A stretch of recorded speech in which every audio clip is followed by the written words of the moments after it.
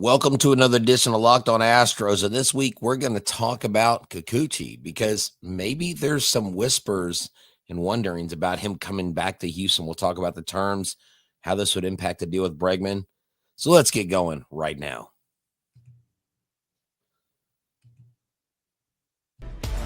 Jainel Diaz, this is Locked On Astros. Hello and welcome to Locked On Astros, your daily Astros podcast. Here are your hosts, Eric the Man Huysman and Brett H-Town Wheelhouse Chancey. We are Locked On Houston Astros, and we update you join us for a daily Locked On Astros podcast. My name is Eric Huysman. You can find me on X at Eric Stros. You find the show at Locked On Astros, your team every day. Brett, where can you find you at? They can find me at H-Town House on X, Instagram, and TikTok at Stros411 on X and on Facebook. And I'm back to the bullpen on X, on Instagram, on YouTube, and iHeartRadio. Look, I'm always positive, always Stros. Guys, thank you for making us your first listen on Apple, Odyssey, Spotify, wherever you listen to your podcasts. Go ahead and check us out. There's a little red button down there that says subscribe. Go ahead and hit it. Go ahead and make us first listen on Apple, Odyssey, Spotify, wherever you listen to your podcasts. Go ahead and check us out. Today's episode is brought to you by FanDuel. You can start the season with a big return on FanDuel. New customers can place a $5 bet, and you will get started with $150 in bonus bets if you win your first $5 bet. Just visit FanDuel.com to get started today. So, Brett, I was like, there's not going to be a lot to talk about today. It's a Thursday, nothing going on. But then we got a lot of stuff. I know there's a Jeff Passan article from actually a couple of days ago with a lot of predictions. And he actually mentioned in that article, I didn't get a chance to read it because I'm not an ESPN insider. But he did mention that the Astros are very much interested in bringing back Yusei Kikuchi. The Astros, in a separate article I read, the Astros want to add some more selective hitters because they saw the fewest amount of pitches last year of most of the teams out there. And if not Bregman, then who? And by the way, Brett, I don't know if you saw this, but the MLB also announced their All-MLB team, and a couple Astros players did make the second team. And it's weird how one of them can make the second All-MLB team, but not win the Silver Slugger. It's just so weird how that happens. And the Tampa Bay Rays actually play in Tampa Bay now. That is so weird. That just blows my mind. It would be like the Dallas Cowboys actually playing in Dallas, or the Texas Rangers. Well, I guess they're in Texas. But yeah, look, man, Jeff, is it Passan or Passan? Because I've always said Passan. I think it's Passan. Okay, well, I just always have you seen the box that he stands on? Yeah. This guy, I don't know if y'all know this. This guy's like 5 foot nothing, apparently. He has a box he carries with him. It's very sacred to him. It's almost like a good luck charm. And you wouldn't know it because he has the appearance of a tall man. But no offense. I hope this doesn't come across really. I'm not trying to insult him. But it reminds me of Lord Farquaad and in Shrek. Because remember, hold on, listen, just bear with me. The scene where he's walking up, when you first saw Shrek, you thought Lord Farquaad was a really tall, like this demonstrative king. Take me off the screen. I'm not, dude. I'm just saying. I'm listening, Brett. I just watched Shrek recently, okay? And my first thing I thought of was, wait, Jeff Passan, because Jeff Passan has the head of like a 6'8" guy, but he's like 5'6", right? Anyways, okay, take me off a full screen. I don't like this. Someone said I'm mean. I'm not being mean. I'm just telling you it's what it looks like to me. Eric, if you can't take the heat, come on, man. You got to own this, brother. No, look, seriously, respect the heck out of the guy. I do like that he does make a lot of his articles free. That's really cool. But I hate the insider stuff. I mean, I already paid for The Athletic. I don't want to pay for anything else. The bottom line is this. I'm seeing predictions of 3 years, $60 million, or, $20 million a year. The only question with signing Kikuchi is, if you sign Kikuchi, does that mean that the Houston Astros are going to trade Framber Valdez?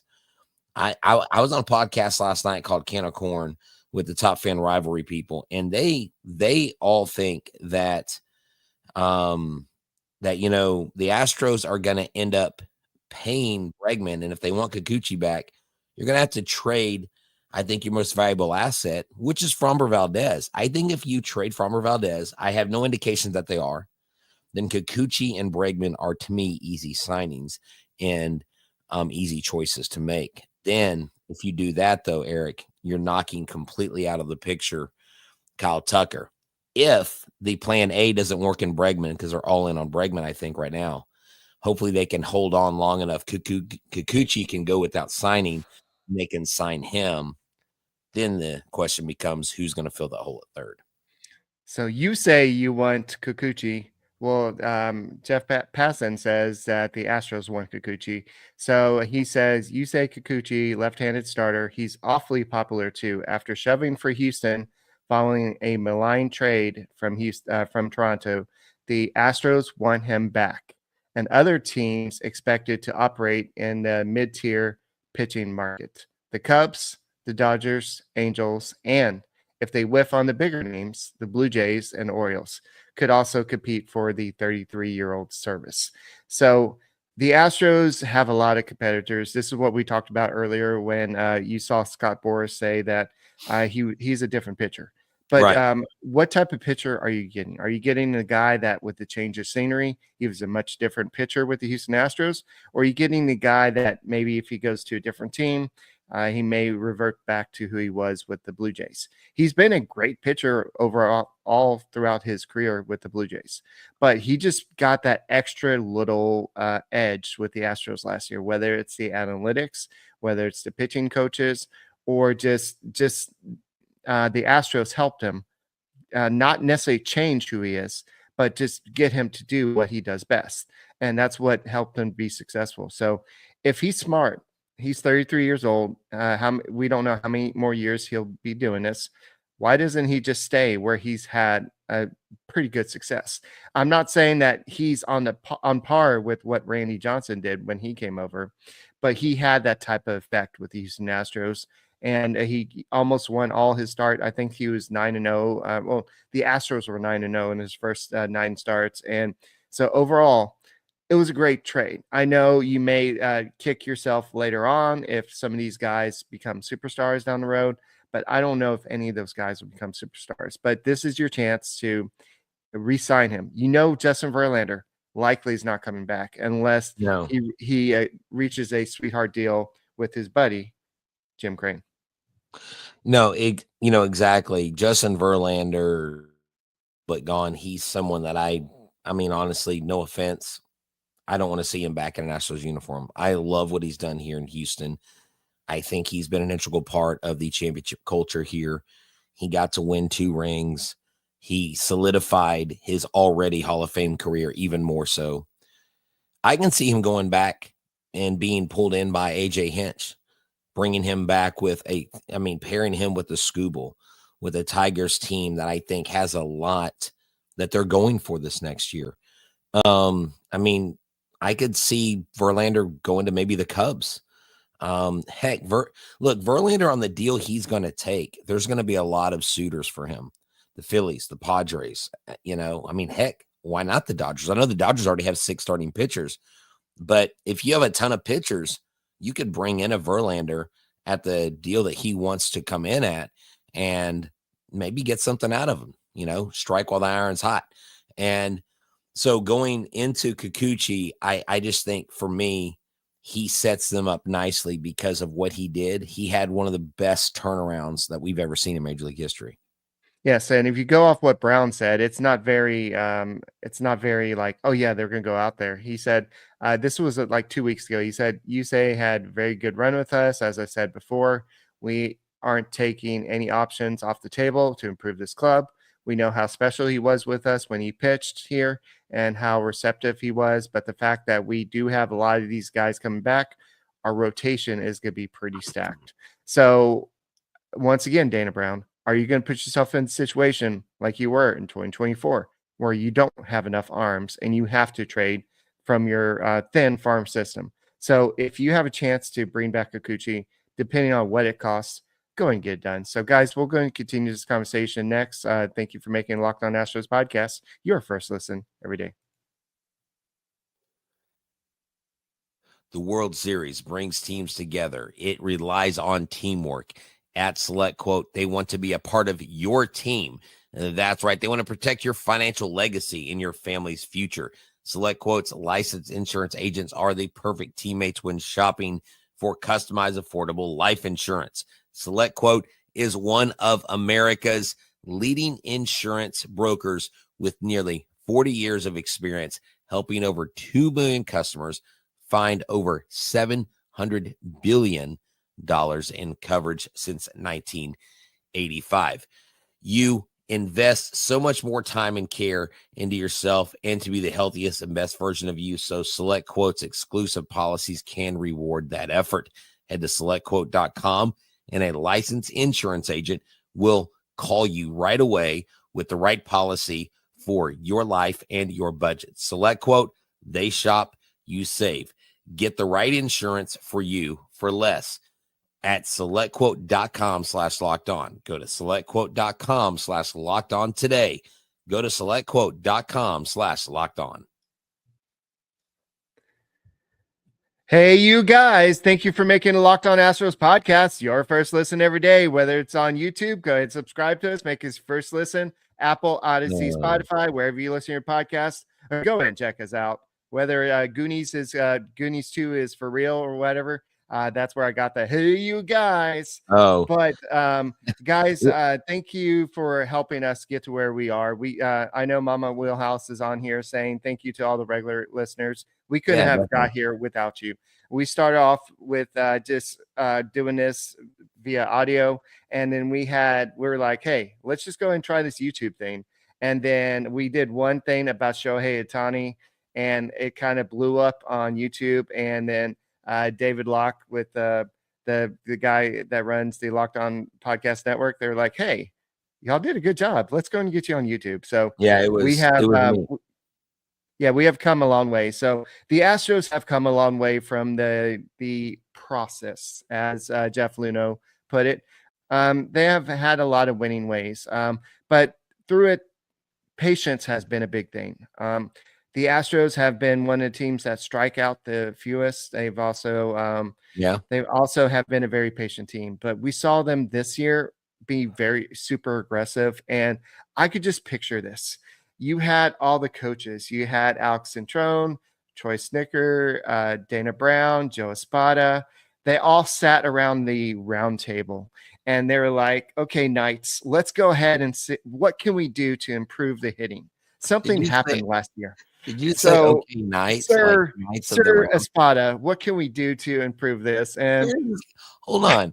Okay, Eric, I know you're in college, but are you in some Shakespearean class? What is this? Knights? I'm so stressed out right now. Let me have a round table, and then you threw in Knights, and then you said, sir. I'm like, well, it's Knights at a round table. Lend me your ears. But Knights at a round table. I get it.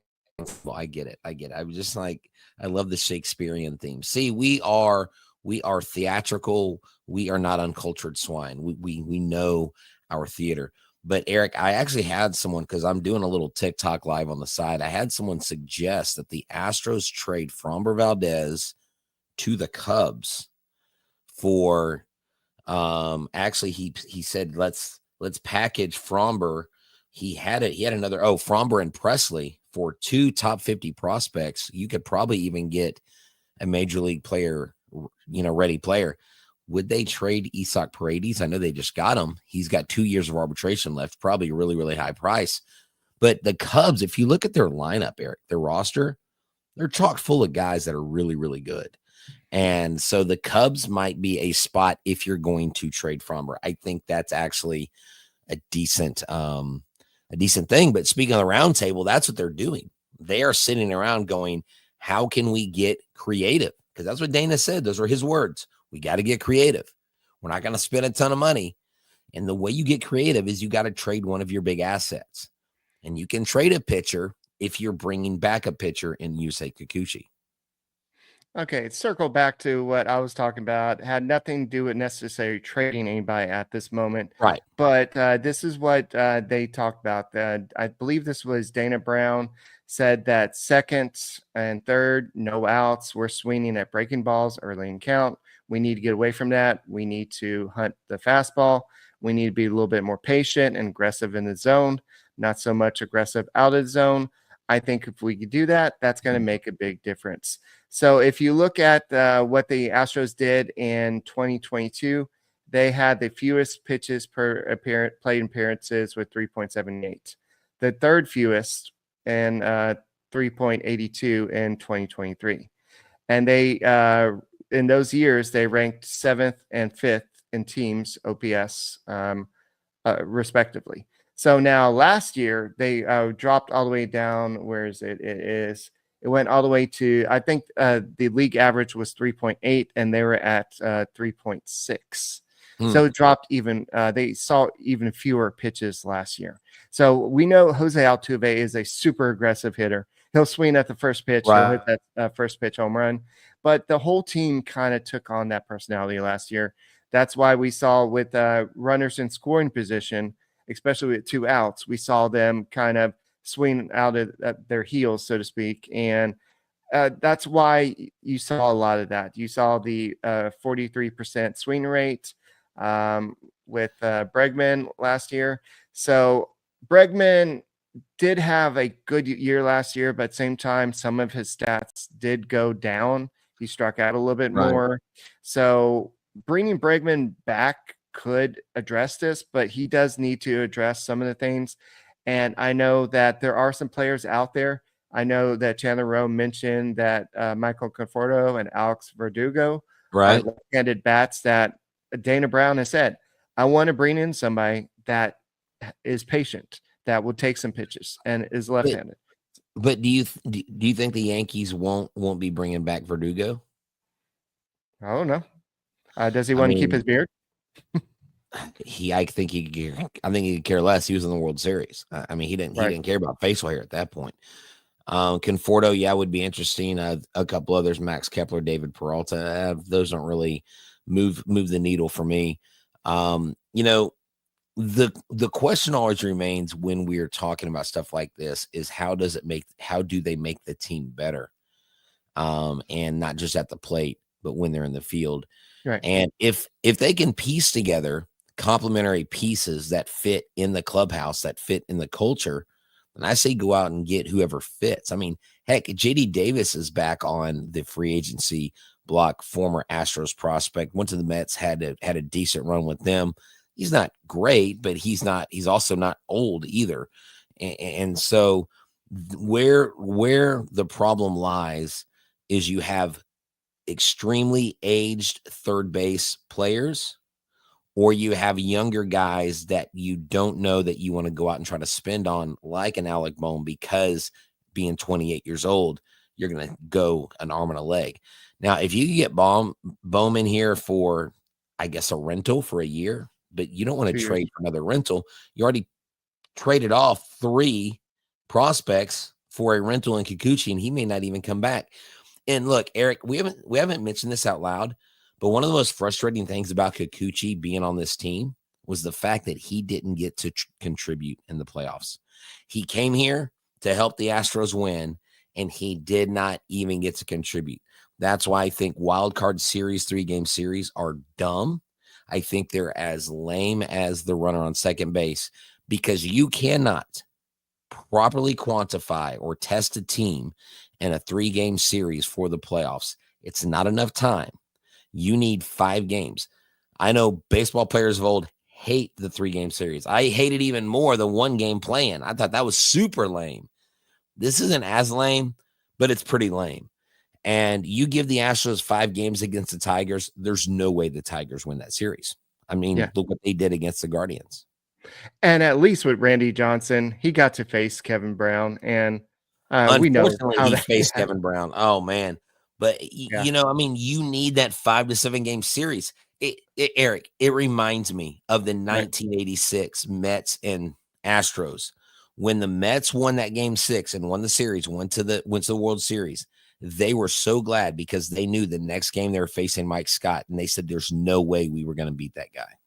Right. So in a second, Dana Brown did address everybody wants them to fire the hitting coaches, including somebody in this podcast room. He did address that. So we'll talk about that next on the Locked On Astros podcast.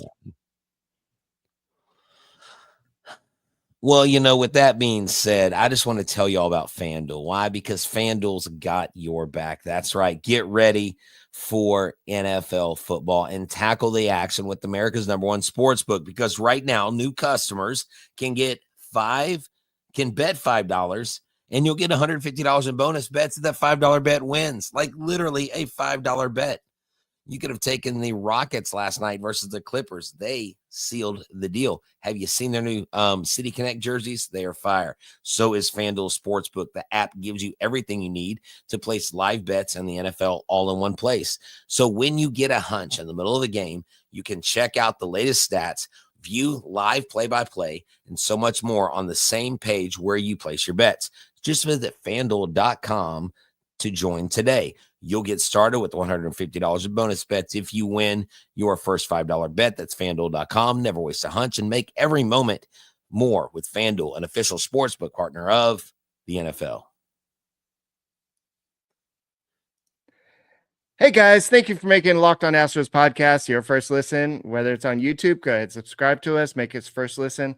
Apple, Odyssey, Spotify, wherever you listen to your podcasts, go ahead and check us out. Go and make two guys that talk about the Astros all year round very happy. So, Brett, some people in social media and podcast world, whatever it is, have said, well, it's time to fire the hitting coaches because hold on. According to the Astros, I am just a podcaster. So go ahead. Anyways, go ahead. Sorry. But this is what Dana Brown said. I don't know if we should be in the business of blaming coaches for a lack of production, particularly when these same players have had success with these same hitting coaches in the past. Okay. Well, then That's why exactly what I said about 3 months or 3 weeks ago. Yeah. Then why did now here's the thing. Chandler Rome made an obvious point that nobody wanted to hear. They were top 10 in every offensive category. You're not losing your job being in the top 10. Now the Astros dropped to 25th in every offensive category. Yeah, we're getting a new guy in. Now, I talked about Aaron Westlake with Kenny last night, and Aaron Westlake has really done well with Pedro Leon. If you guys missed that episode, you need to go back and watch because he talked about a lot of key guys. And Van Way, you and I need to talk about that. Him coming in as a surprise arm that is the darling of one of the scouts that is kind of a diamond in the rough. And that's what the Astros do, Eric. Pitching is not the issue that I'm worried about with the Astros. It's what we're going to do in the holes we have positionally and how we're going to fix those things. But, Hey, Brett, I've got great news. What's that? A person on Facebook, I don't remember his name, but he posted in one of the Astros chat, whatever. He said that, hey, I ran into Alex Bregman on the way to Phoenix. And I talked to him, and he said he would love to stay in Houston, but it all depends on how things work out. And so, of course, he wants to stay in Houston. That sounds like something Alex Bregman would say. Right. Dude, Alex is a great guy. When the show was invited to go talk to him at Canes to do a meet and greet, when I talked to him about his foundation, I saw him light up, and I've seen this guy in his element. Now, one of the interesting things, though, and I don't know if it's because of maybe his contract ended with HEB, but did you know that they pulled all his Wild Soul salsa, Braggy Bomb salsa, out of all the HEBs? Did you know that? I did not know that. No, I just heard that yesterday. Yeah, Dave, my guy Dave told me that. He's like, man, I don't know. The writing's on the wall. And I was like, well, I don't know. Maybe there's some contractual things there with HEBs. If he's got to be a Houston Astro for him to be sponsored there. Maybe that's part of the deal. But we're gonna read all the tea leaves, Eric. Every leaf that falls off the tree in free agency, we're gonna read into everything. Right. But the All-MLB team, Eric, how do you put Jose Altuve second All-MLB? I don't know. I know he didn't win the Gold Glove, did he? Did he? Altuve did win the Globe. Yeah. No, So yeah, Gold Glove, wait, yes. well, yeah, the reason why I asked is because how does a Gold Glover not win first team all MLB? Yeah. So my question is how is Jordan Alvarez named to the All MLB second team? Of course, he's behind some guy named Shohei Ohtani. I guess he's okay. But if you're looking at how did Brett Rooker win the Silver Slugger in this situation? So it's just kind of weird how like Rooker didn't even make the second team. Alvarez did, but it's just weird how that happens. But Altuve fell second to Ketel Marte. Framber Valdez even was named to the All MLB second team as well. Yeah, no. So, the Astros have gotten their honors. It wasn't the best year. We know it started out really rough, but I think next year we'll see more guys up there. I would like to see Hunter Brown at the top of that list. Kyle Tucker, let's just stay healthy this next year. I don't care whether he's signed or not. I think he needs to ball out. If the Astros make the playoffs this next year, which I predict that they will, Kyle Tucker needs to show up. That is where he has been a ghost of himself. Not even a ghost of himself. He hasn't been present. I mean, Right. Him being in the playoffs, it's almost like he wasn't a part of most of those playoff games. And performing in the postseason is way different than performing in the regular season. And some guys have it, some guys don't. And that's one of the things that Alex Bregman, I think, has done consistently with his arm, with his glove, with his bat. And that is where I think the rubber meets the road with Alex Bregman, and why I would not be as sad if they signed Alex Bregman. The difference, you've got several more years in Kyle Tucker, and possibly have we not seen the best of Kyle Tucker? And if we haven't, we could miss out on that. I think we're supposed to see the best of Kyle Tucker this year. Then the injury happened, but Chandler Rome was actually on the A team on Sports Talk 790 for like 3 hours today, and Wow. he basically talked about all like the Texans, the Rockets, but majority of the talk was up his wheelhouse. Pardon the pun there, but he talked a lot about Bregman, and he was asked what he gave the odds for Bregman coming back to the Astros at this point. And he said, I really think, honestly, it's 40%. And for him, that's very, very optimistic. And he said the difference is that they're trying this time. He felt like in past with Carlos Correa, with George Springer, they attempted, but they didn't really try. And so they are really communicating how valuable he is and how they want him. I think what Bregman's doing, Scott Boras is doing, is they're looking to see what other teams are offering. And I think, like I talked about a few shows ago, they're waiting on Juan Soto. Juan Soto is probably not going to sign anytime soon.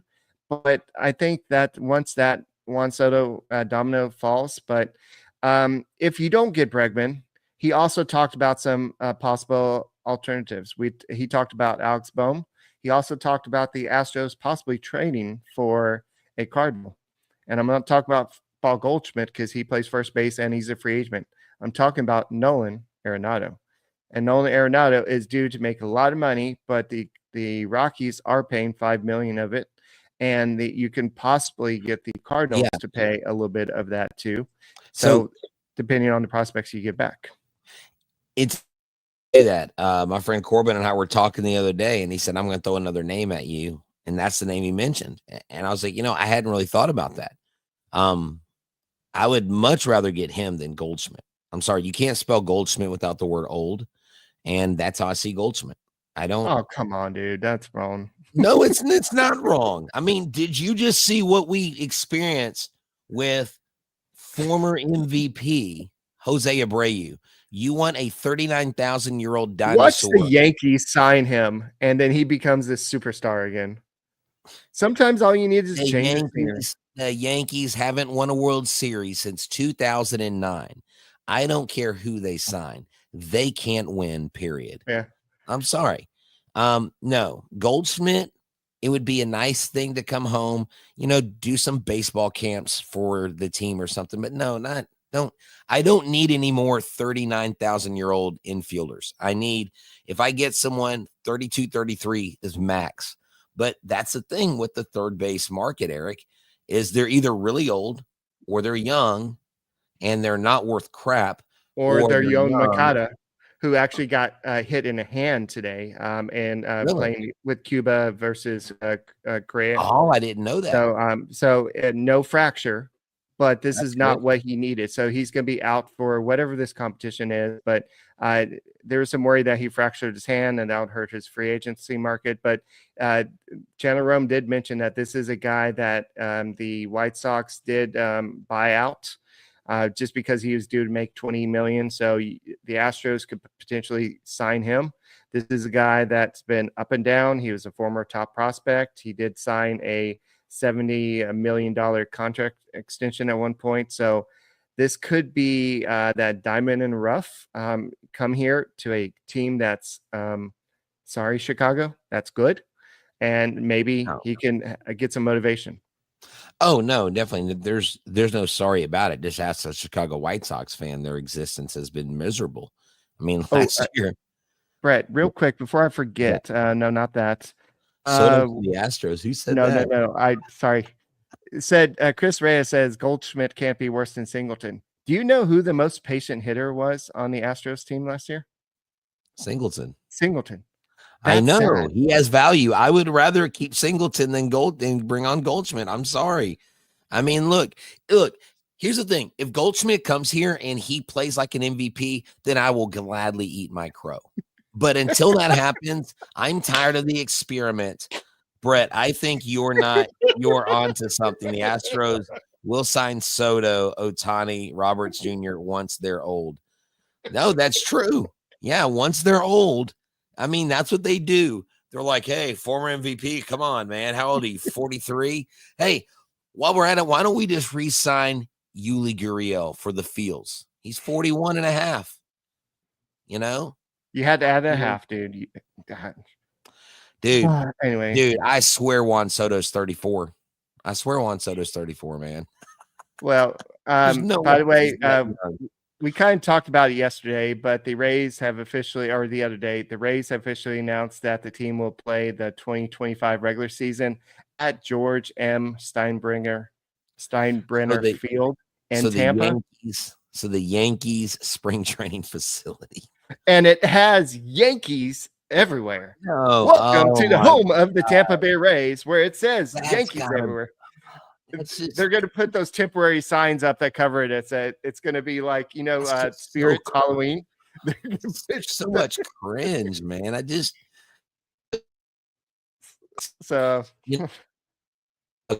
Is what in Florida is this, and that's just terrible. I mean, baseball is baseball. But look, at least it's in Tampa. I mean, people will go watch. They won't have to worry about selling tickets because all 2,000 fans will show up.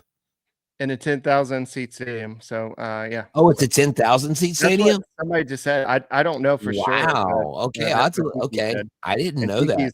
Someone said Tiki says it still won't sell out. Poor Tampa Rays. But you know what, though? They'll somehow find a way to be a thorn in everybody's side, and they'll somehow find a way to be competitive. So you cannot knock. That is a great organization that has truly underachieved. Really has truly underachieved. Guys, that's all we got for this podcast. Thank you for making Locked On Astros podcast your first listen every day. Thank you for dealing with all our mischief and everything. We have a good time all doing it during off season. And thank you for making us part of your daily routine, whether it's on YouTube. Go ahead, subscribe to us, make us your first listen. Apple, Odyssey, Spotify, and we will see you on Sunday. Hopefully, we'll talk about the Astros signing Juan Soto, maybe 20 years from now. So, anyway, that's all we got. We'll see you on Sunday. Go Astros. Go Astros.